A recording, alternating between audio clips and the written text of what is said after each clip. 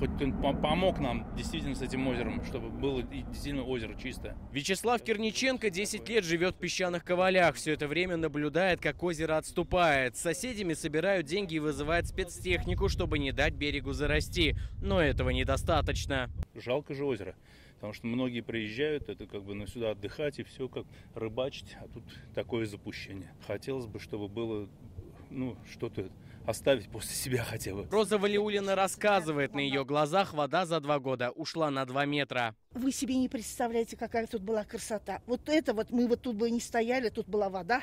Если раньше в озере Ковалинское было очень много рыбы, то сейчас картина совсем иная. Несколько лет назад вода здесь была по колено. С каждым днем берег становится все больше и больше, образуя новые островки. Местные жители обращаются в администрацию, в Минэкологии. Они уверены, республиканский памятник природы еще можно спасти. Ситуация плачевная, потому что вообще берег ушел далеко, озеро высыхает, мы переживаем. Это прямо с каждым днем.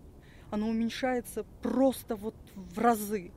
Просто в разы. Ученые пристально наблюдают за состоянием озера в Лаишевском районе. По их исследованиям, с 1942 года площадь водоема уменьшилась на треть. Основной причиной специалисты считают антропогенный фактор – строительство новых домов. Совсем свежий пример, который все жители республики, особенно Казани, наблюдали, это исчезновение озер Лебяжья.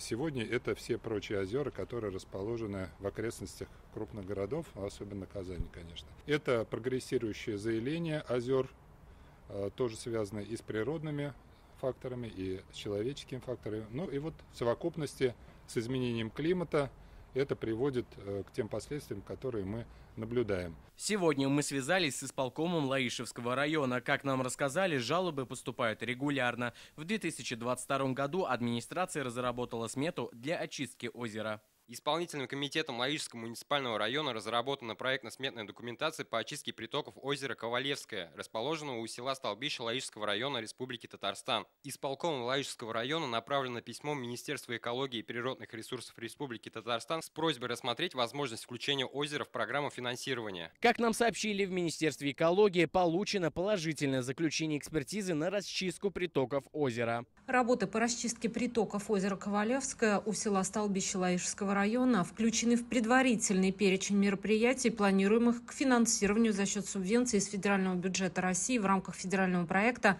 «Защита от негативного воздействия вод и обеспечение безопасности гидротехнических сооружений». В случае, если озеро попадет в федеральную программу, средства могут быть выделены в 2025 году. Окончательное согласование в федеральном агентстве планируется в октябре. Искандер Гималдинов, Адель Миндубаев, ТНВ, Лаишевский район.